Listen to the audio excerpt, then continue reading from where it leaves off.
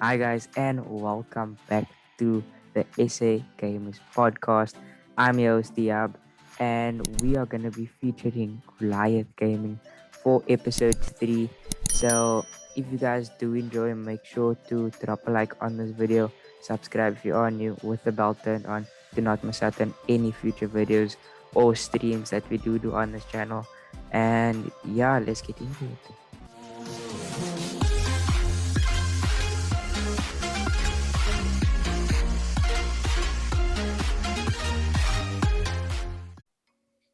Lekker. Cool. Shoot. Okay.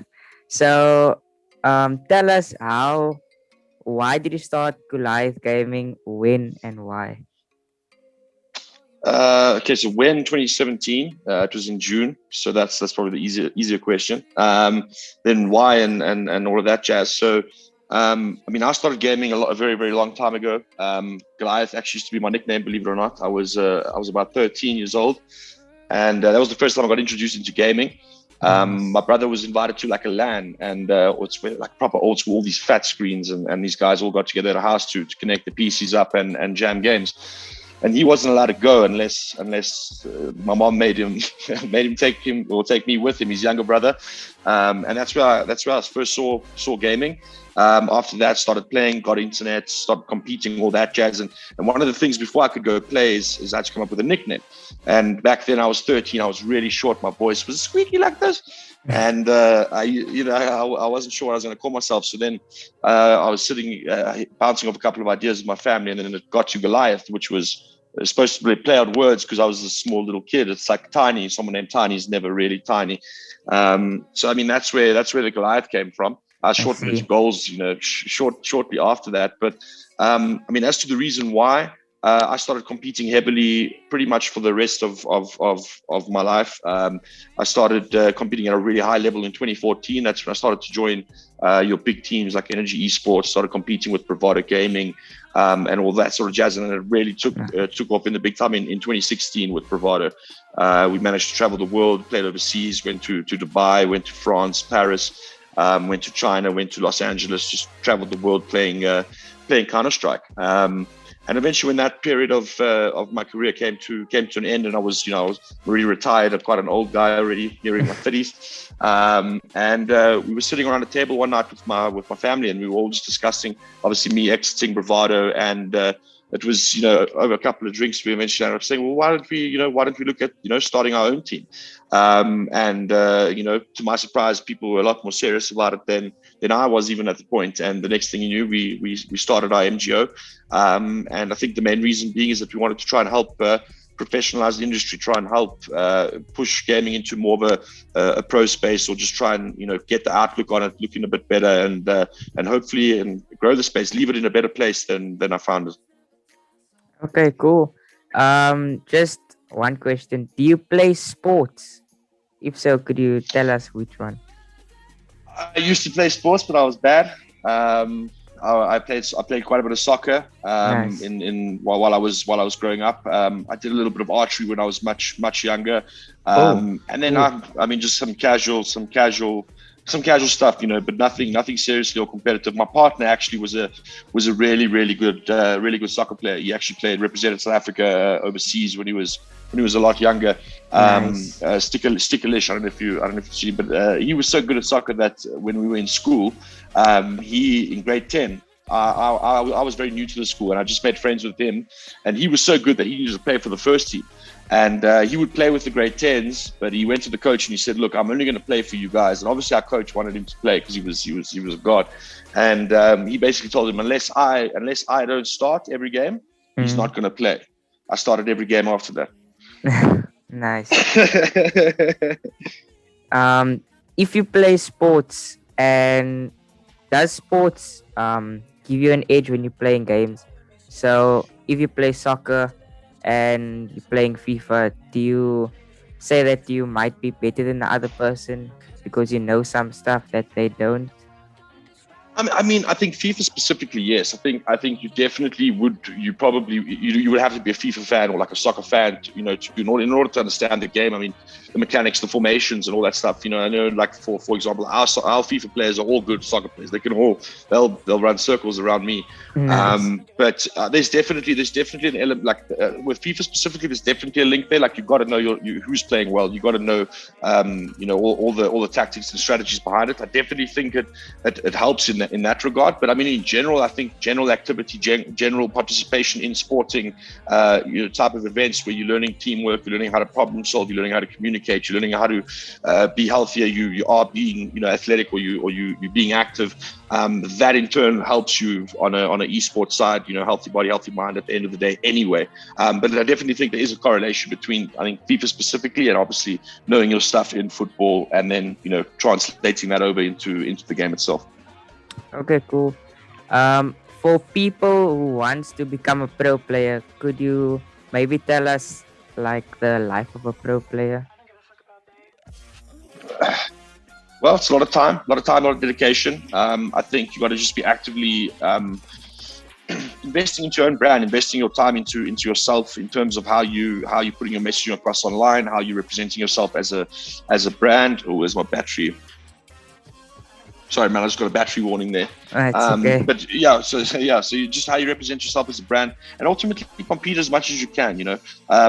That's where you get noticed the most, is when you take names from big names from the big guys that are competing. So regularly find out where the best guys are competing, try your hand at that, try and improve, and ultimately that's where you'll make a name, and eventually you'll get noticed.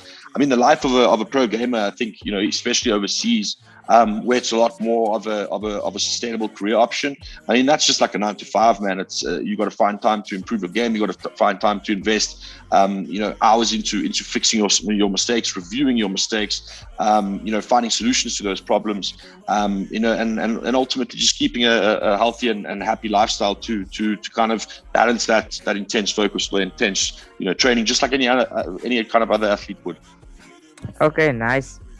Could you tell us, is there any myths when you're a pro player? Like people say you get like free sponsors, you get free games, things like that. Are those true? Look, I can't speak. I can't speak for all the myths and all the things out there. But what I could say is, generally, when a piece of advice would be, it's only in my opinion, but when it seems too good to be true, it's probably too good to be true. It's the best piece of advice I can get. But no, look, man, on a serious note, like, there's a lot of people out there, not just in esports, there's a lot of people out there that are approaching things for the wrong reasons, or they have a specific agenda when it comes down to whatever it is they're doing. For me, it's not really right for me to particularly point out, who's right and who's wrong necessarily. But at the end of the day, you need to, you always got to just be careful of what you get yourself in. Free sponsors never just come in. People offering our product, we'll see how you do, and then we'll take it from there. If you've got a skill set, if you're good at what you do, if you can do it on your own as long as possible, you may as well. You don't need that free mouse or that free keyboard or whatever the case is. You can just kind of continue until you get somewhere solid. The last thing that you want, especially early on when you're not desperate, but when you're looking for something like that and something like that looks appetizing, like, just remember that you're ultimately going to be locking down yourself to something that might in the long term not be the best for you. But I mean, in terms of myths and stuff, yeah, I would just say if it's too good to be true, it generally is. Okay, nice. So obviously you have great players in your team, but what is the most success story you have? Sure, there's quite a few here.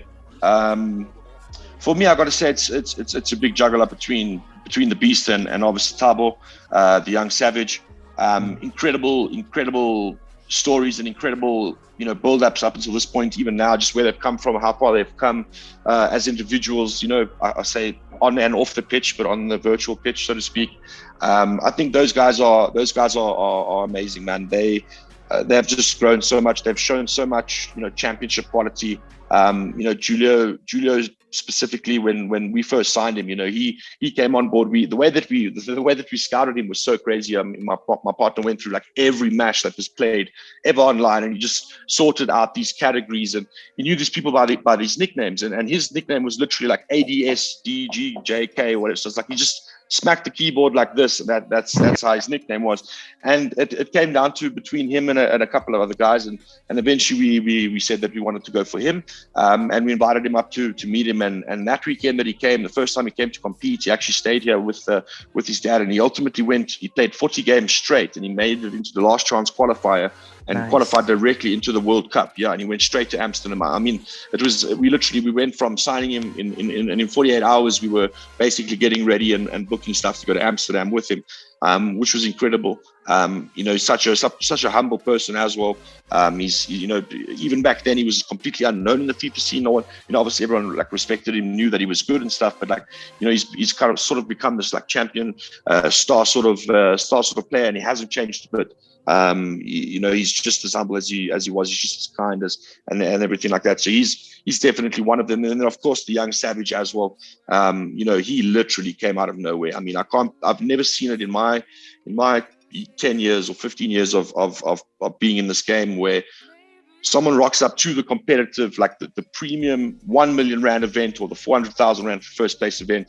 No one's heard of your name. You literally just have never competed to the first tournament, and you stomp everybody and you win the whole thing. I think that for me is a feat that is just inescapably brilliant. Like you can't just do that. That's just raw at that moment. Yeah. Right place, right time, and raw talent. And ultimately he's managed to change his life because of it. So I think there's obviously two of the big success stories. I mean, you probably hear quite a bit about them, but those guys are champions, man.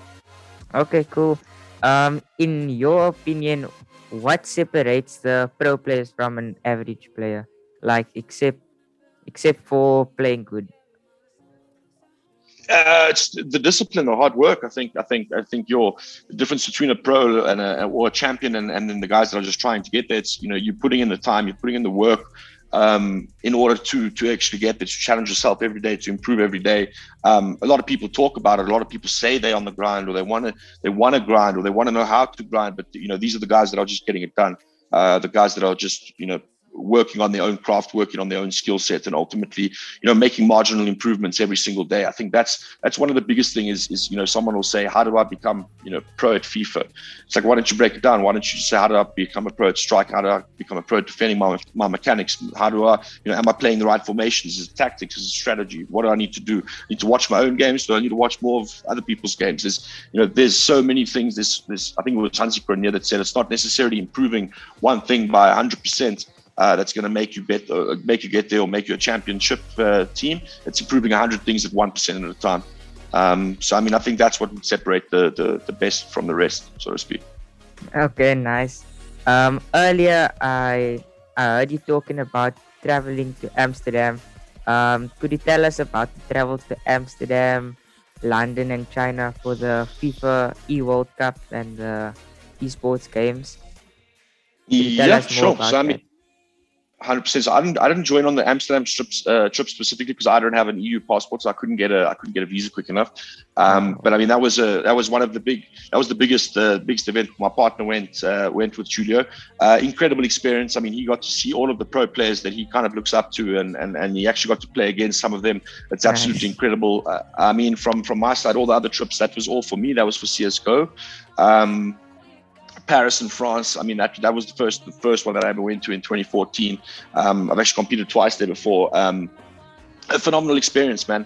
It was really something else, a humbling experience for sure. Like on the plane flight there, we were kind of speaking as if, what are we going to do with the $50,000 when we win?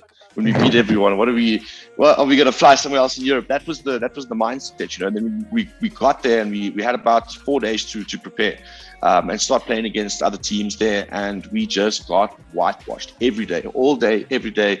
That's just what happened for 3 days. We just got schooled. It honestly felt like at some point we took our metaphorical strat book and we threw it out the window. We were like, we don't actually know how to play. We don't know how to play this game at this level. That was a huge realization at first. and obviously we got stomped there. We did well considering how bad we actually were, which we never realized at the time. But overall, it was a crazy experience. I got to travel the world with some of my best friends. It was really, really cool. Nice. But I mean, as you start scaling that up, like we went to Dubai, we had some good results there for WeSig, which is the World Electronic Sports Games. That was phenomenal. That was next level treatment. I mean, we're talking 5-star hotels, 5-star everything. I mean, Nice. food all day, every day. There's a big pool area there for us to kind of chill in between games. I mean, that was incredible. Then we flew to America. I love the country. It's also an amazing place. We got treated so well. We flew there for the Mountain Dew League finals for ESCA. That was like the highest level that we had played at, and we also came up against some really, really good teams there, and we actually beat TSM, which was a well-known brand. And that was also just incredible, just going to that side of the world to see how they do things there. And it's completely on another level. I mean, even the accessibility to practice and to play and to compete while you're there, it's just it's such a high level. It's no wonder that there's such a big distance between obviously the skills that we had at the time versus what we have now. But I mean, if I had to sum it up, I mean, it was incredible, man. Getting to experience the world through through a lens that you were given through gaming. I don't think that's something that many people could say. And it's the reality is it's an opportunity that's sitting there. And I mean, I can't wait until the borders open, and hopefully we get another opportunity to go with our boys. Okay, nice. So I don't know if you heard about this, but a few years ago, Asian parents started supporting their children to become a pro gamer. But do you think African parents should do the same for their children, or what? Oh, that's a tough question. It's a nice one. No, but I think, look, it's a fine line, right? Like it's gaming here is not as developed as it is in the rest of the world, let alone in Asia. I mean, in China, you got your biggest numbers, it's your most active scenes, probably the scenes that are the most pro or have been pro for the longest periods of time. I mean, in Korea, for example, there's an internet cafe on every street corner. I believe StarCraft 2, the day StarCraft came out, is a public holiday.